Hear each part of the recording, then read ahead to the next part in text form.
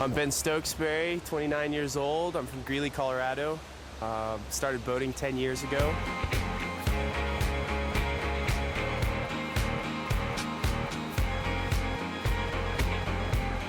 After my third year of boating, I started making whitewater kayaking films based out of Gunnison, Colorado and Ashland, Oregon. I was splitting time between those two spots. And since then, for each year, I've made a kayaking video and toured it all over the western United States. The new film is the third volume of Hotel Charley, The Lost World. Some of the most special moments that we have are when we're as far out as we can possibly be.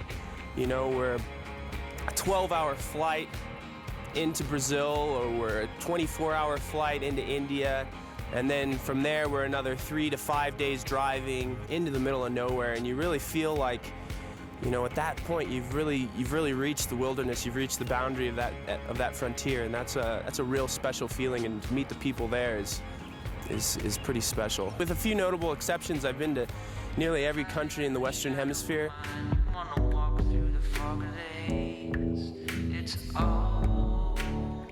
Central Brazil was a place where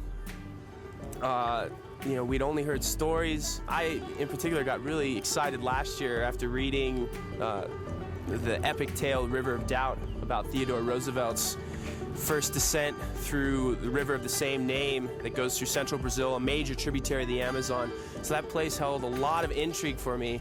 And then just arriving there and being on the ground and seeing these massive mesas and the huge rivers and these sandstone waterfalls was just outrageous.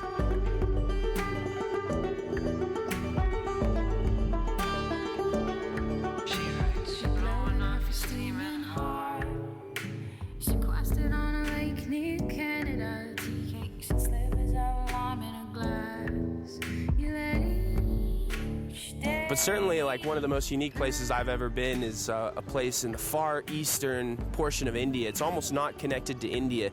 It's called Arunachal Pradesh, one of the last and largest undammed river systems left in the Eastern Hemisphere, if not the world. So just a couple of amazing places that are showcased in this film.